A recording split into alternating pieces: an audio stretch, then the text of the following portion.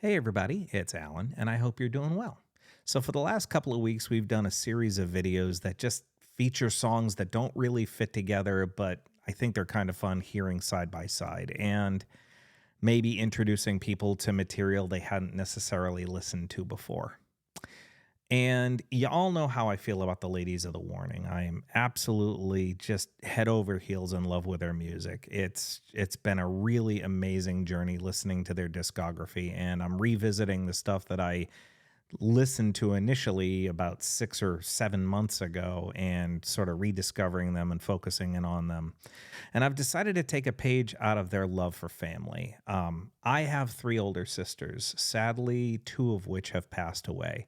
So I reached out to my older sister, Linda, who is obviously still with us, and I asked her a fairly difficult question. I said, "What's your top 7 favorite songs?" And I gave her a week to think about it, and she came back to me recently and said that's harder than she thought it was going to be because so much music has flowed through her life that has helped her cope with hard times and tragedies and darker moments and health issues and what have you, and that music guided her through that. And I think it's honest for me to say that she's fairly mainstream classic rock in her listening style. So the music that we're going to listen to, that I'm going to play in tribute to her this week, is all very typical classic rock radio. So I've decided to find alternate versions of the Warning songs and my sister's favorite songs to listen to so that I'm not just listening to the sort of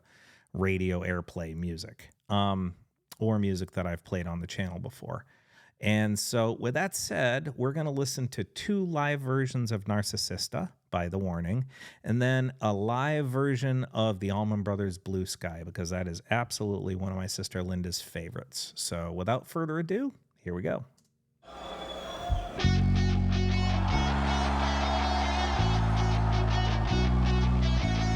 Ok, Ciudad de México, quiero que todos griten muy fuerte por nuestro querido amigo Beto Ramos.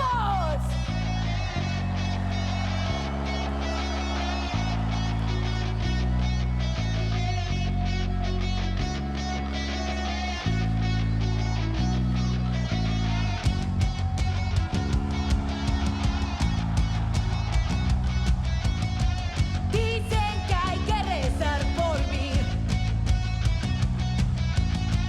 Tan preocupados, pero no veo que estén rezando tanto. No es para tanto. Dejen ya sus vicios, aléjense de mí.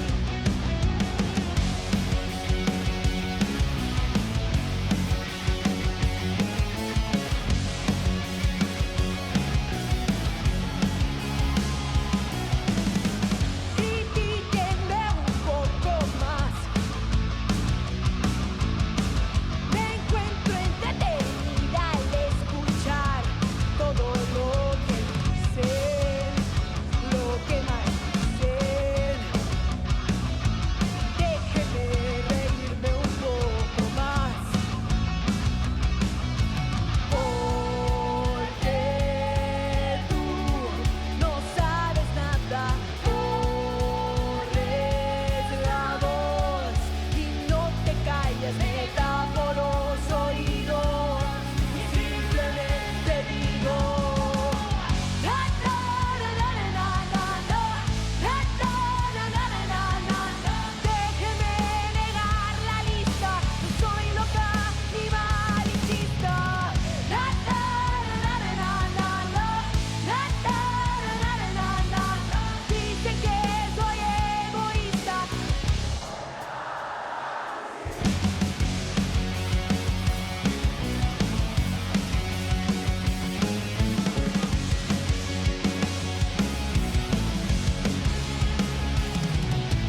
Ya no sé qué hacer, no le veo el punto a pretender, no intento más, porque yo ya sé. Detrás de las cortinas ellos siguen hablando, buenas intenciones siempre salen sobrando. No crean que me engañan.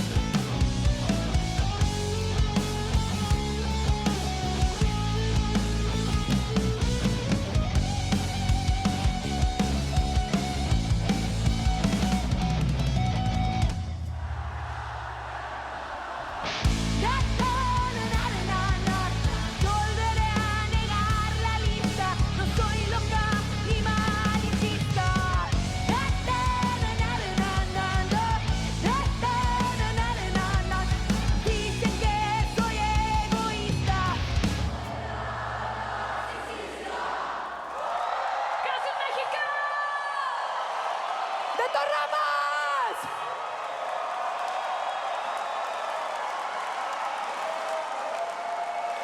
Muchas gracias.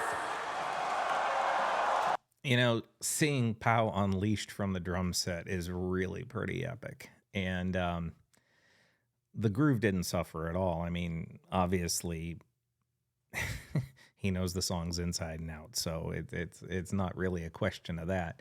It's just seeing her stage movement and stage presence and captivating the audience is always something to really truly behold. And man, it's great when you can get that fan interaction, that interaction with the audience where they're singing back to you and really feel the energy coming from the other side of the video screen, you know, the other side of the microphone coming back at you. It's a sing along is really, really, really pretty damn cool. Ahora para ustedes, por primera vez, con mucha emoción, esto es Narcisista.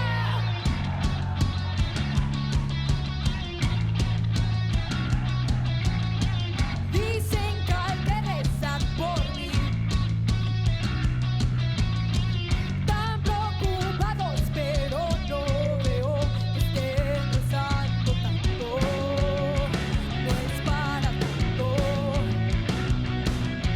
Dejen ya sus vicios, aléjense de mí, por favor.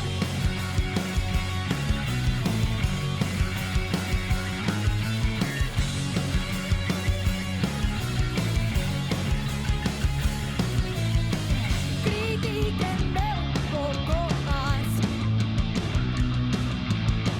Me encuentro entretenida al escuchar todo lo que dicen, lo que mal dicen. Déjenme reírme un poco más. Porque tú no sabes nada, pones la voz y no te callas, me tapo los oídos y simplemente digo la la la la la la la la la la la. Déjenme negar la lista, no soy loca ni malinchista. La la la la la la la la la la. Dicen que soy egoísta, condenada narcisista.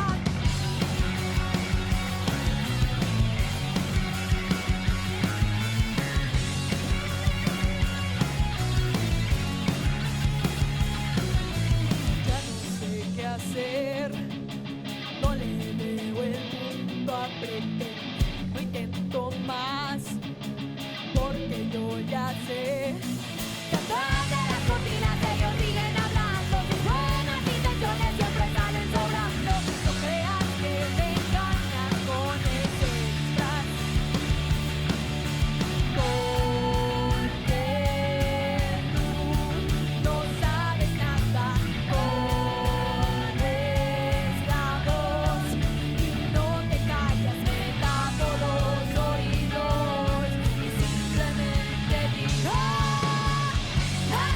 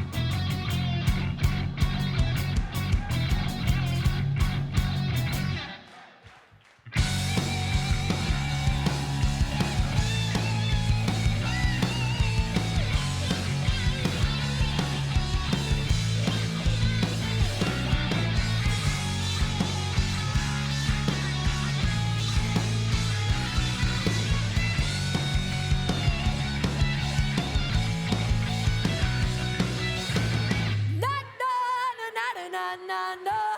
Na, na, na, na, na, na, na. Correre a negar la lista. No soy rock animalista. Na, na, na, na, na, na, na. Na, na, na, na, na, na, na. Dicen que soy egoísta, condenada narcisista.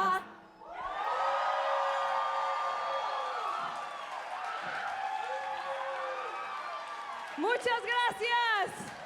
¿Qué les pareció?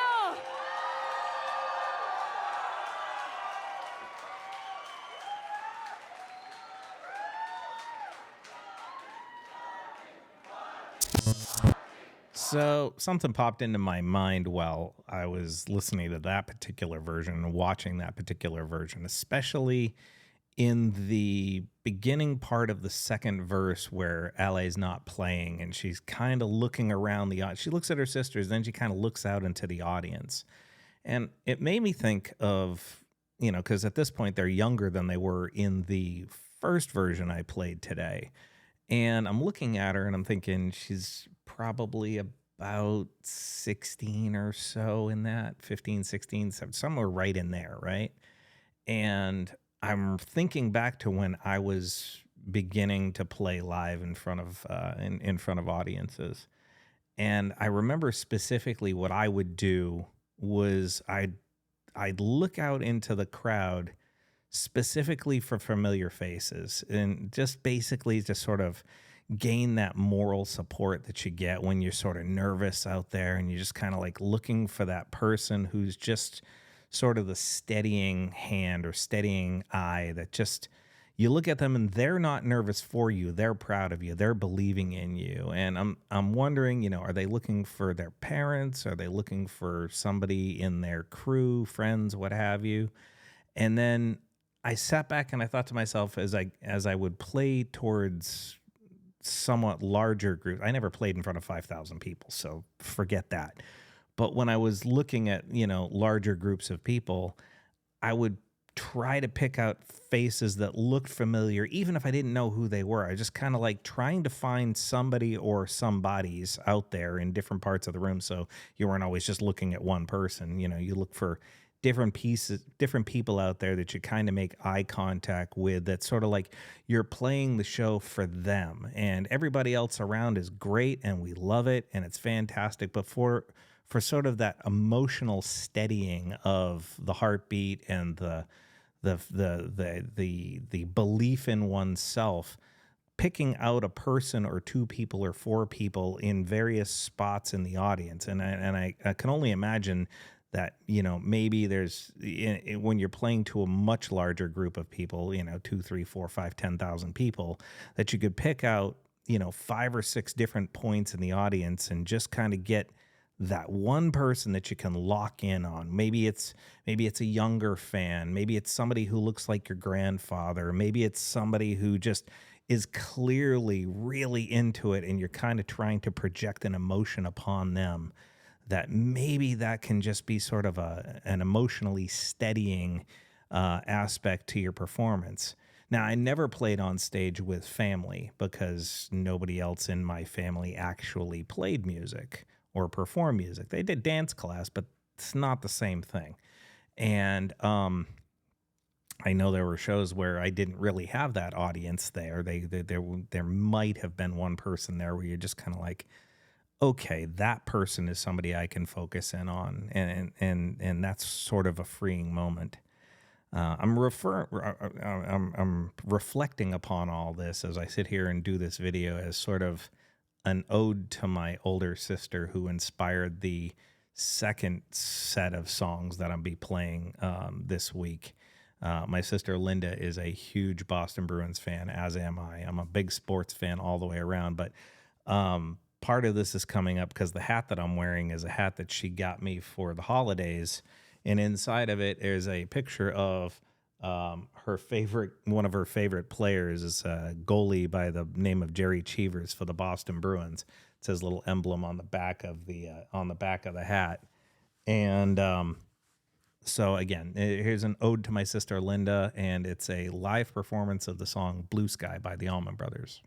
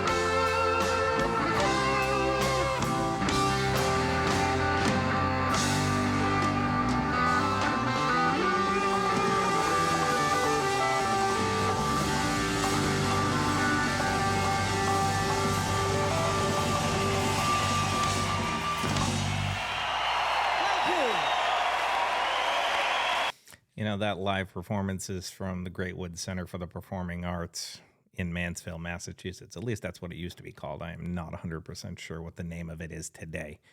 But pretty sure my sister was in the audience for that concert. And so it's got an extra layer of meaning picking that particular live version. I listened to this particular time, and what I couldn't help but notice was the greatness of Alan Woody on the bass guitar.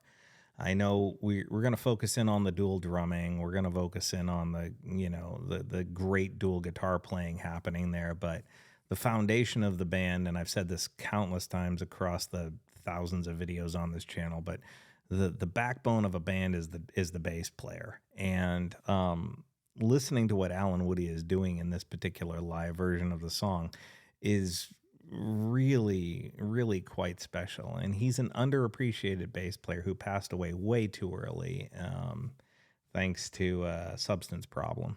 And I can't help but focus in on it. Warren Haynes is one of my favorite guitar players of all time. I've always loved listening to Dickie Betts. The vocal harmonies that they put together, I personally feel like Warren Haynes added an energy to that band that had been missing for many years since the passing of Duane Allman. And that's no disrespect to Dan Toller, who was one of the guitar players in the band for a period of time. But there was something just amazingly strong about Warren Haynes and Dickie Betts playing together. And I think Warren lit a fire under Dickie that had been missing for many a year. And when he joined the Allman Brothers to play alongside him after playing in the Dickie Betts band, it lit a fire under the band that hadn't been there in a while. But listening to Alan Woody's bass playing just really, again, sort of jumps out of the mix to me. And I urge y'all to go back and listen to it. It's pay particular attention to Alan Woody's bass the same way you would pay particular attention to LA's bass playing in The Warning. I mean, it's just, there's something special about a great bass player that, although it's subtle in a lot of instances, can really capture the energy and emotion of the song like none of the other instruments on the stage really can. And anyway, like I said, that's the first video in a series going out and dedicated to my sister and her inspiration as just a really good human being who's gone through her share of ups and downs and pains and sacrifices and tragedies and heartbreak and health issues. And she's going through some health issues right now. And I figured that sending a week's worth of videos to her would be sort of my way of saying I love you, and I'll be thinking of you. With that said, feel free to leave a comment. We could talk about it further. Just know that I appreciate all of you, and I wish you well.